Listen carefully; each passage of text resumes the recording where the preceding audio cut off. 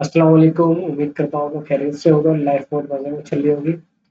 Welcome to charter commerce studio once again. This is sir Khan Daniyal, CFI, your instructor of economics. Sir हमने perfect competition पढ़ा। उसके बाद हमने sir monopolistic competition पढ़ा। Sir आज जो हम पढ़ने जा रहे हैं वो जा रहे हैं मोनोपोली कंपटीशन।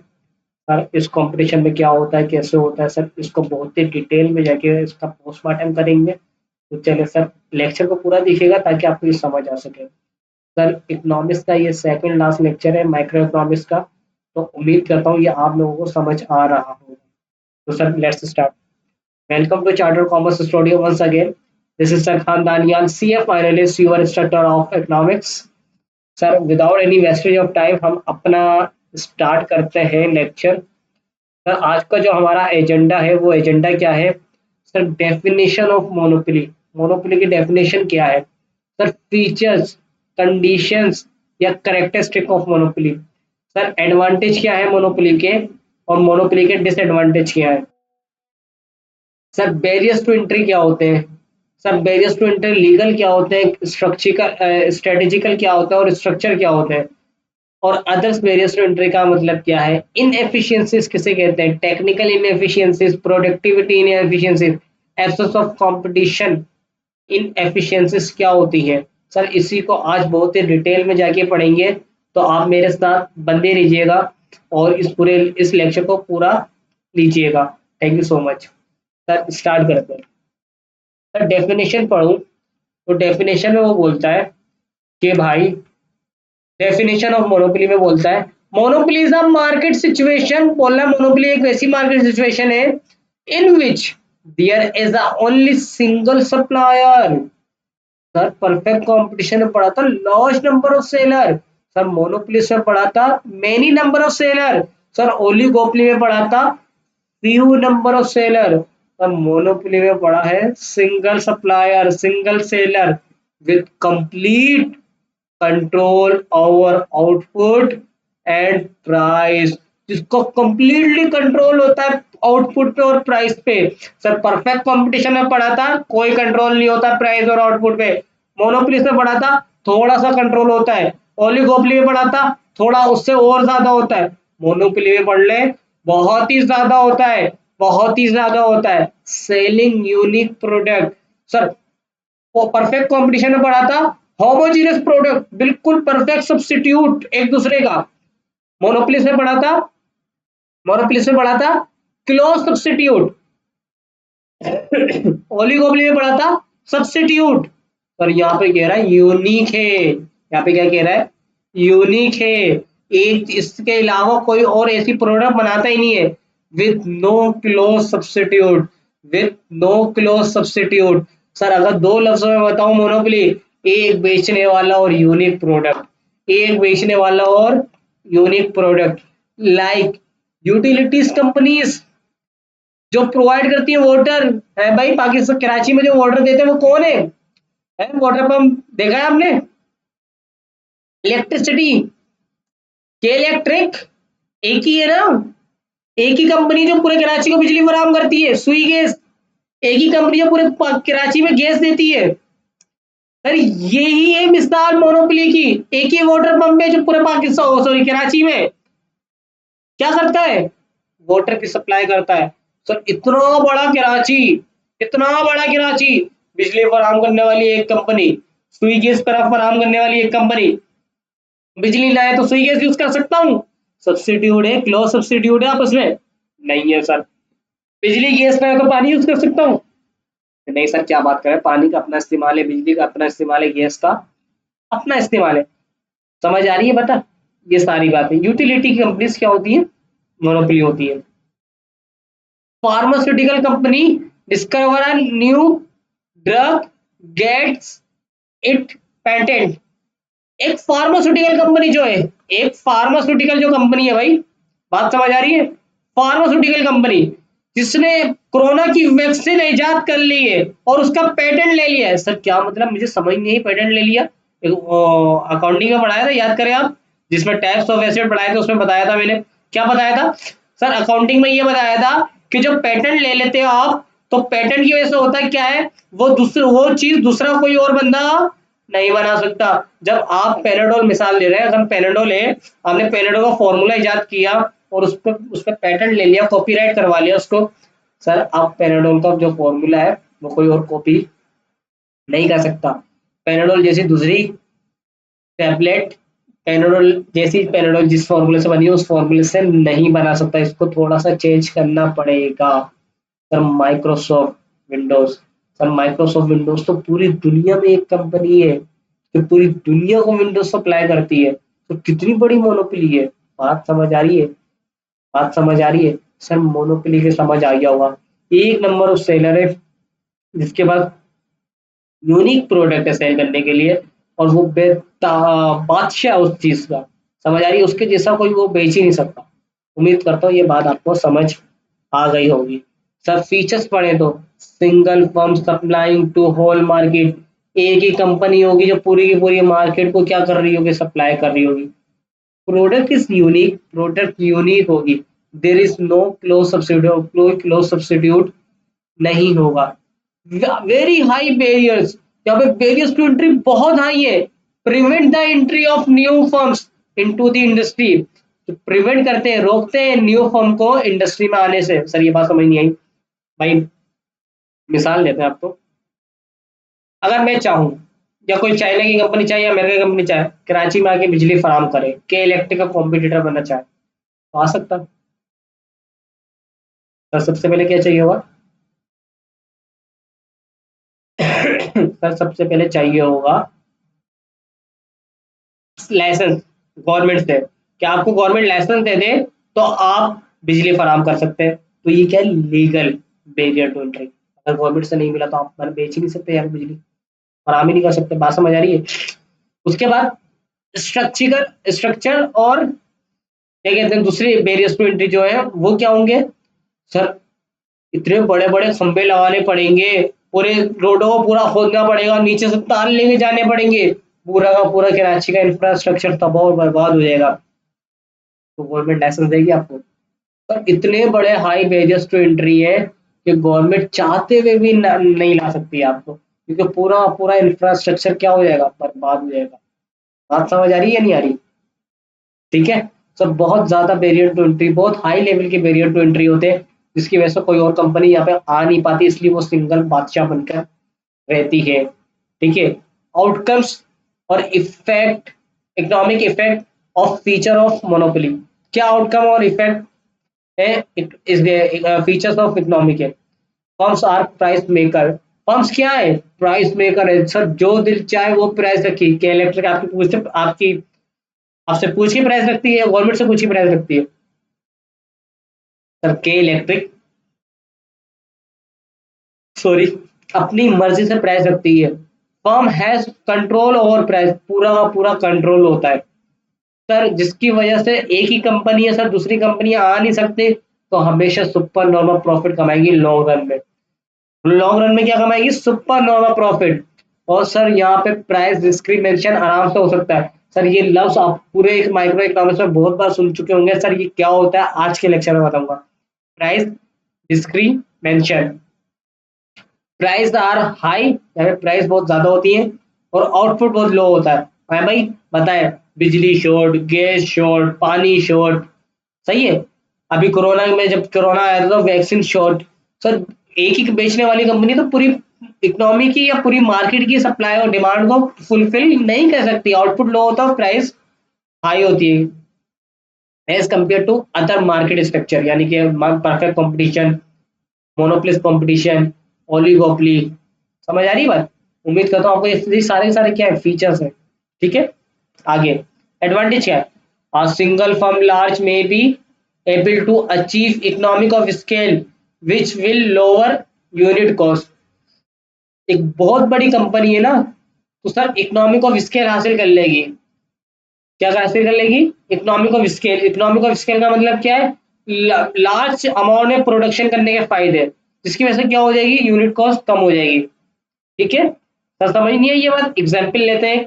सर मैं एक बर्गर बनाना चाहूँ, तो एक बर्गर में जो बन आता है वो 20 रुपये 30 रुपए का आता है, अंडा आता है 20 रुपए का आता है सर, और दूसरे चीजें मिला के मुझे वो 100 रुपए का बर्गर बनता है सर। वही अगर मैं बर्गर खरीदूं कितने, 2 दर्जन, 3 दर्जन, 5 दर्जन, 10 दर्जन एक साथ, तो वो जो बर्गर 30 रुपए का लिया वो मुझे 15 रुपए का पड़ जाएगा। बेटा ज्यादा बर्गर खरीदने से मेरी यूनिट कॉस्ट कम हो गई, पर यूनिट कॉस्ट बर्गर की। और ज्यादा कब खरीदूंगा, जब खराब होंगे या ज्यादा बिकेंगे, जब ज्यादा बिकेंगे। बात समझ आ रही है या नहीं आ रही? आप monopoly and supernormal profit in the long run, sir ये एडवांटेज है इसका, which means they can allocate huge resources to research and development activities to improve their quality of product। Sir यहाँ पे सुपर नॉर्मल प्रॉफिट होता है बिल्कुल real में होता है। सुपर नॉर्मल प्रॉफिट होता है तो ये चाह सकते हैं, ये कर सकते हैं, चाहे करना चाहे तो, कि रिसर्च एंड डेवलपमेंट एक्टिविटीज में अपना पैसा लगाए और अपनी क्वालिटी को और इंक्रीज करें ताकि कस्टमर इनसे सेटिस्फाई हो।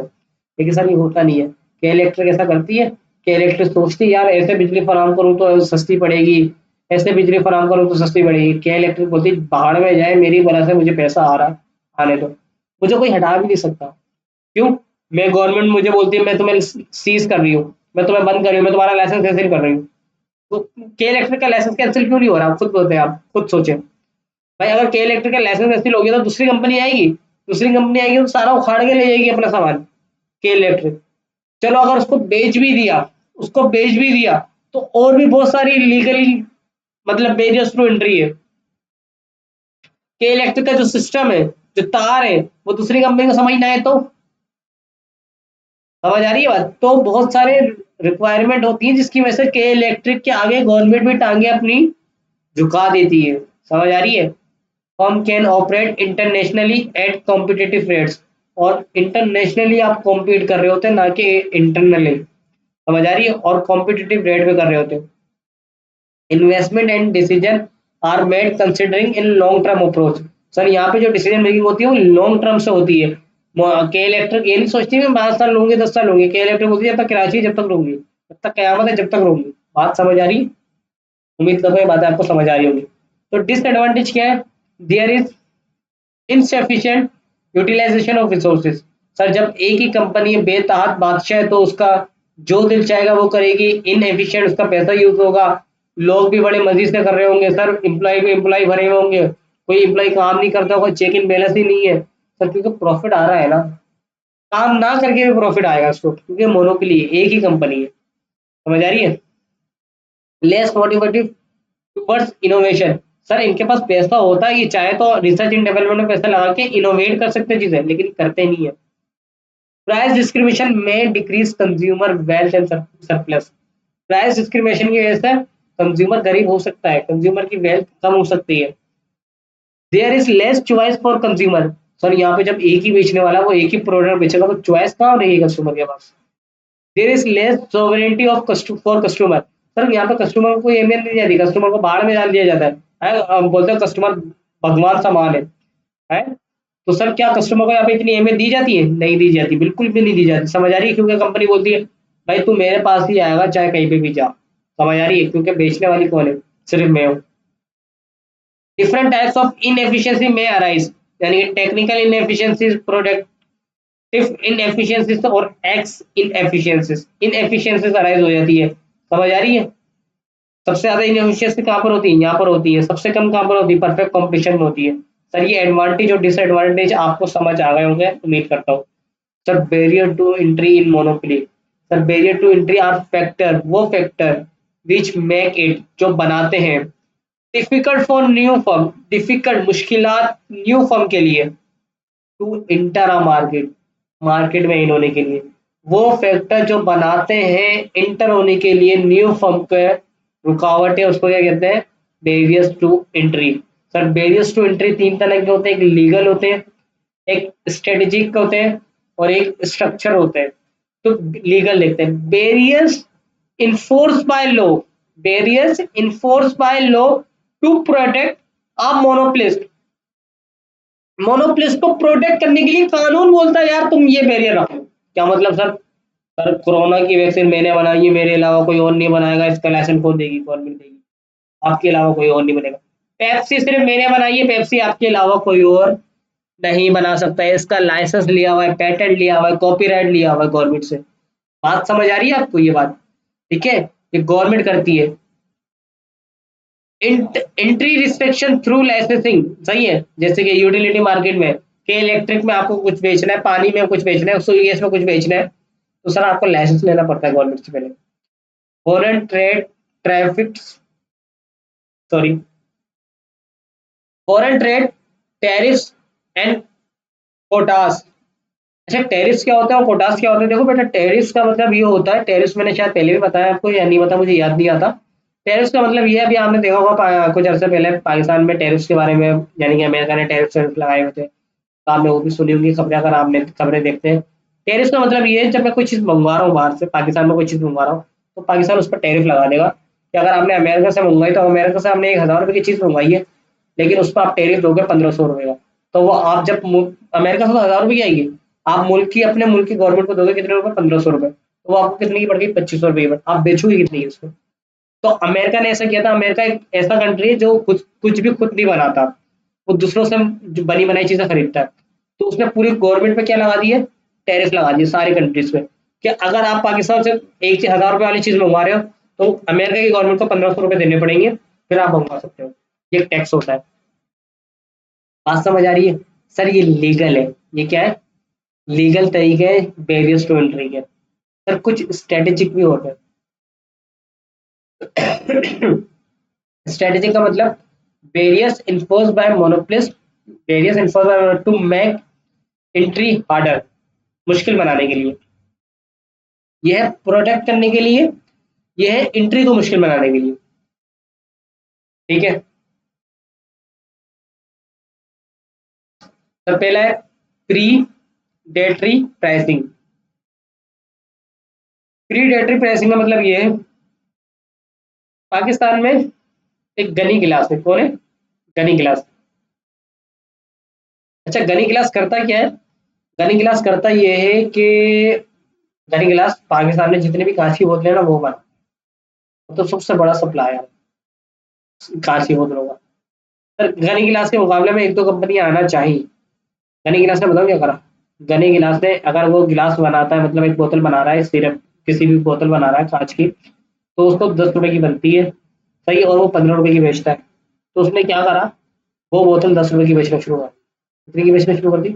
ना प्रॉफिट ना लॉस, नॉन ऑफ प्रॉफिट। तो दूसरी कंपनी वो कितने में बना रही है? 12 रुपए में बना रही है। सर वो कितने पे? 10 रुपए में बेच सकती है। वो 10 रुपए बेचने पर आएगी तो 2 रुपए का नुकसान करेगी। उसने बोला अच्छा, तुझे ये, तुझे मार्केट में आना है ना, बड़े मजे लगे हुए हैं, ऐसा करता हूँ, अब मैं 8 रुपए की बेच रहा हूँ। 2 रुपए का उसने पर बोतल नुकसान करा कुछ अरसे तक। क्यों? ताकि वो भाग जाए। सर वो 12 रुपए की बना रही है, अगर वो 8 रुपए की बेचेगी, उसको 4 रुपए का नुकसान होगा, मुझे 2 रुपए का नुकसान होगा। सर कौन टिकेगा? 2 रुपए वाला, 4 रुपए वाला? सर 2 रुपए वाला, क्योंकि वो बादशाह है। समझ आ रही है?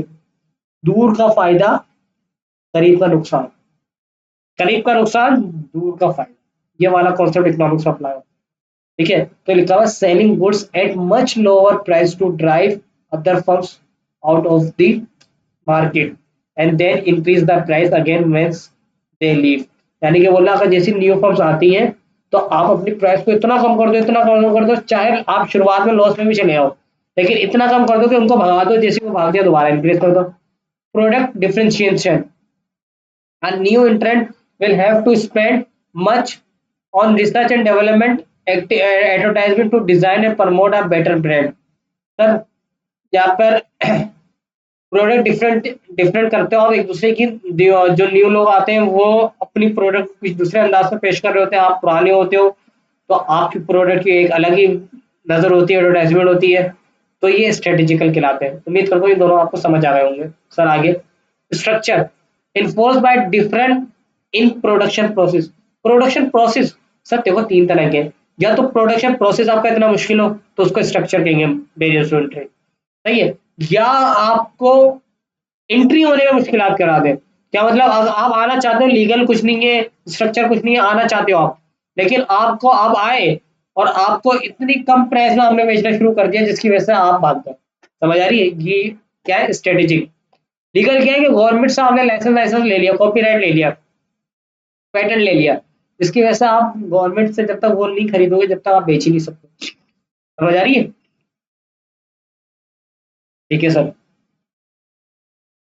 सर स्ट्रक्चर, स्ट्रक्चर का मतलब प्रोडक्शन प्रोसेस ही आपका इतना मुश्किल है, यानी कि इकोनॉमिक ऑफ स्केल। वही बात, मैं लार्ज फर्म हूँ, मैं बहुत बड़ी फर्म हूँ, तो मैं बेटा बहुत ही एवरेज कॉस्ट मेरी क्या होगी, कम होगी, मैं बहुत सस्ते में बेच सकता हूँ।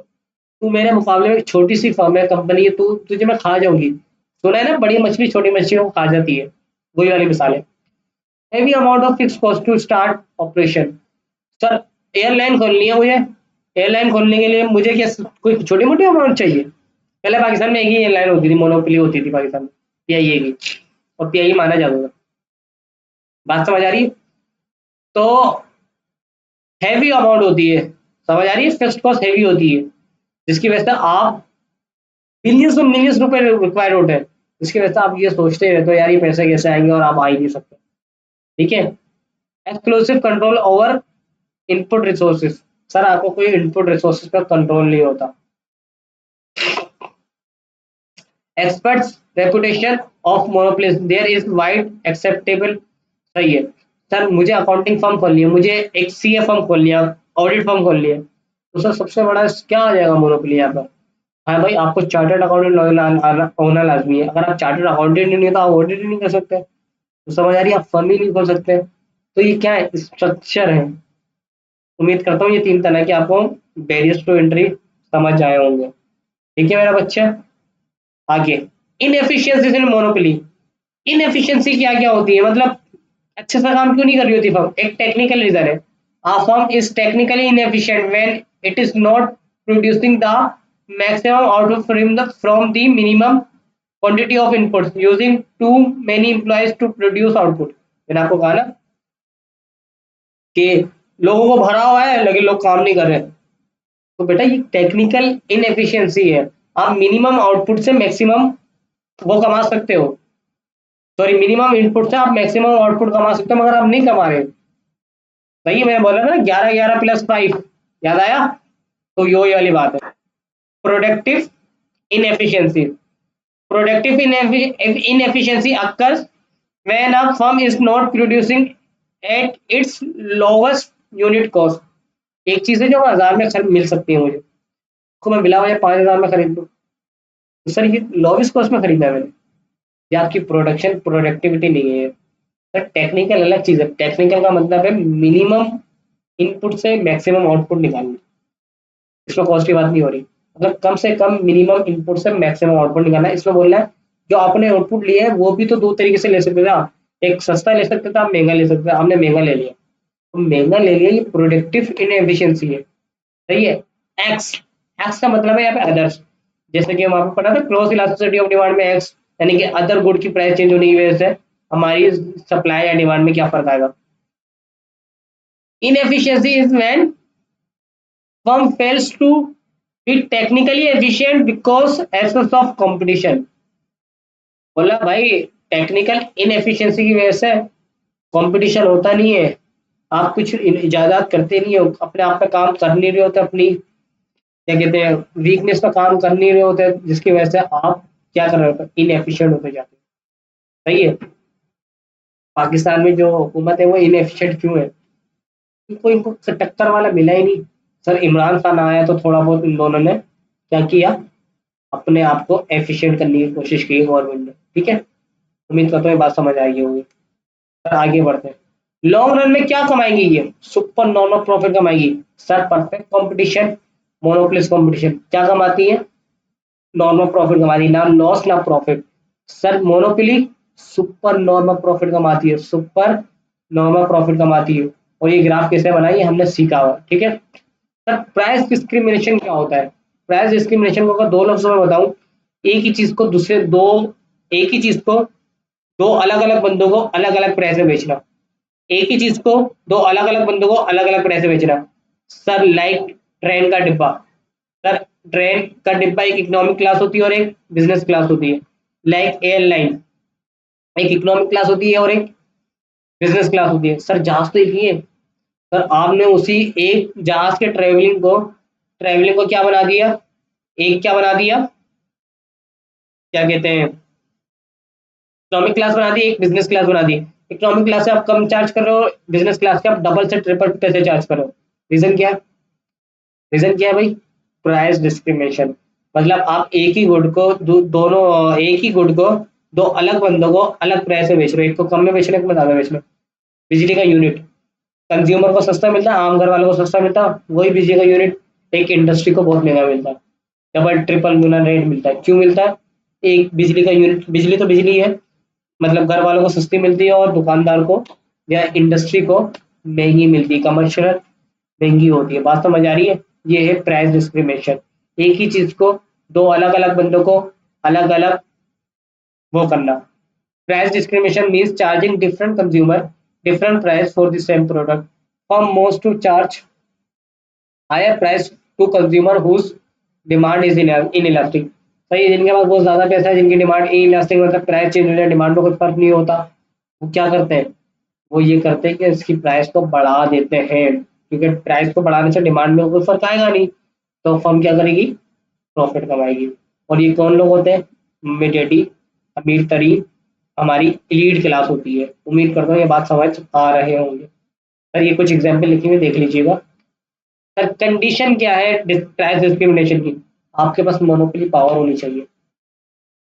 क्या होनी चाहिए? आप मोनोपोली पावर रखोगे तो प्राइस डिस्क्रिमिनेशन करते हो। एक आटे वाला नहीं कर सकता, आटे वाला नहीं बोल सकता या तुम कोरोना से उतरे हो, या तुम सिविक से उतरे हो, या तुम फॉरेक्स फ्लोर से उतरे हो, या तुम डाले से उतरे हो, तो मैं तुम्हें प्राइस पे ज्यादा चार्ज करूँ। आपके पास मोनोपोली पावर होनी चाहिए, सही है, या कम से कम ओलिगोपली होनी चाहिए। मोनोपोली या oligopoly. Separation of market, market separate हो सकती है टू ग्रुप्स ऑफ बायर्स में, two different groups of buyers में, एक अमीर लोग एक गरीब लोग, एक ऐसे, सही है, south Asian Asian, African American. समझ आ रही है? प्राइस क्या होनी चाहिए, मार्केट क्या होनी चाहिए? सेपरेटेबल होनी चाहिए। आपको उसकी इलास्टिसिटी ऑफ डिमांड का आइडिया हो। अगर आपको डिमांड का आइडिया नहीं है, अगर इलास्टिक डिमांड है तो बेटा आप प्राइस बढ़ा दोगे तो कोई खरीदेगा ही नहीं। इलास्टिक डिमांड है तो आप ये कर सकते हो। समझ आ रही है? ये तीन मेन कंडीशन है प्राइस डिस्क्रिमिनेशन के लिए। प्राइस डिस्क्रिमिनेशन से होता है कि आपका रेवेन्यू इंक्रीज कर जाता है। ये देखिए, एक मार्केट है, एक मार्केट भी है। सर ये है एवरेज रेवेन्यू कर्व, ये भी है एवरेज रेवेन्यू कर्व, ठीक है। सर आपने पहले प्राइस रखी, ये पहले ये प्राइस थी दोनों जगह, ठीक है। ये समझो बिजनेस क्लास है, ये समझो इकोनॉमिक क्लास है। ये प्राइस दी मैंने दोनों की, सही है, सेम प्राइस है, ठीक है। आपने क्या करा? बिजनेस क्लास की प्राइस बढ़ा दी। जब प्राइस बढ़ा दी तो ये इक्विलिब्रियम ये पॉइंट हो गया। अच्छा पहले वाला बॉक्स देखते हैं। जब प्राइस नहीं बढ़ाई थी तो पहले टोटल रेवेन्यू बॉक्स कितना था? इतना था, इतना ही था भाई, ठीक है, ठीक है। सर जैसे ही प्राइस बढ़ा दिया आपने, क्या हुआ? यहाँ से लेके यहाँ तक और यहाँ से लेके यहाँ तक, सर ये वाला हिस्सा जो यहाँ पे ये रेड आ रहा है, ये हिस्सा ऐड हो गया और ये हिस्सा लूज हो गया, ठीक है। इधर आए सर, इकोनॉमिक क्लास के हमने रेट कम कर दिए, यहाँ से यहाँ पर आ गई प्राइस। सर ये हिस्सा लूज हो गया जो व्हाइट है। सर पहले बॉक्स था यहाँ से लेके यहाँ तक, अब बॉक्स जहाँ से लेके यहाँ तक। उम्मीद करता हूँ ये बात समझ आ रही होगी। ये हिस्सा क्या हुआ? यहाँ से यहाँ तक गेन हुआ है। सर ये गेन हुआ, ये लॉस हुआ। क्या ज्यादा गेन हुआ या ज्यादा लॉस हुआ है? तो ज्यादा गेन हुआ, ज्यादा गेन हुआ। सर यहाँ पे भी ज्यादा गेन हुआ या लॉस हुआ? सर ये क्या हुआ था? गेन हुआ था। ये क्या हुआ था? लॉस हुआ था। अल्टीमेटली ज्यादा गेन हुआ। सर ये क्लास के बोर्ड में बहुत अच्छे से समझ आएगा, हम जब क्लास में बनाएंगे डायग्राम। तो उम्मीद करता हूँ आपको ये सारी चीजें समझ आ गई होंगी, और क्या कहते हैं, मोनोपोली पूरी की पूरी समझ आ चुकी होगी। तो मेरा बेटा देखें, मोनोपोली हो, ओलिगोपोली हो या वो हो, तो बताने का मकसद ये है कि आज हमारा लास्ट लेक्चर था, जैसे कि माइक्रो इकोनॉमिक्स हमारा खत्म हो चुका है। तो बस ये दुआ है कि मेरा बच्चा आपके माइक्रो इकोनॉमिक्स में अच्छे नंबर आए। देखो बेटा, पढ़ने से पढ़ा पढ़ा जाता है। आप अगर सिर्फ सोचते रहेंगे कि मैं लेक्चर ले लूंगा, मैं वो कर लूंगा वो कर लूंगा, सर आप कभी भी नहीं पढ़ सकते। बेटा आपके माँ बाप कितनी मेहनत करते हैं, आजकल का दौर कितना महंगाई वाला है। तो आप अपना टाइम ज़ाया ना करें, अपने वालिदैन का पैसा ज़ाया नहीं करें। पैसा कमाना बहुत मुश्किल है आजकल के दौर में। तो आप पढ़ाई करें, ताकि पढ़ाई करके आप ऐसे पोजीशन में जाके बैठ सके कि आप कमाने के काबिल हो जाए। सर तालीम आपको पढ़ा पैसा नहीं देती, पैसा जितना आपके नसीब में लिखा होता है वो मिल जाता है, लेकिन तालीम आपको सोचने समझने की सलाहियत अदा करती है, और कॉमर्स तो खास तौर पे ये चीज़ें अदा करती है आपको कि कैसे सोचा जाए। सर इकोनॉमिक्स और अकाउंटिंग आपको सोचने की सलाहियत बढ़ाती है और कुछ नहीं बढ़ाती है। ठीक है, थैंक यू सो मच। अल्लाह हाफिज़, दुआ में याद रखिएगा। मिलते हैं मैक्रो इकोनॉमिक्स में अगले लेक्चर में।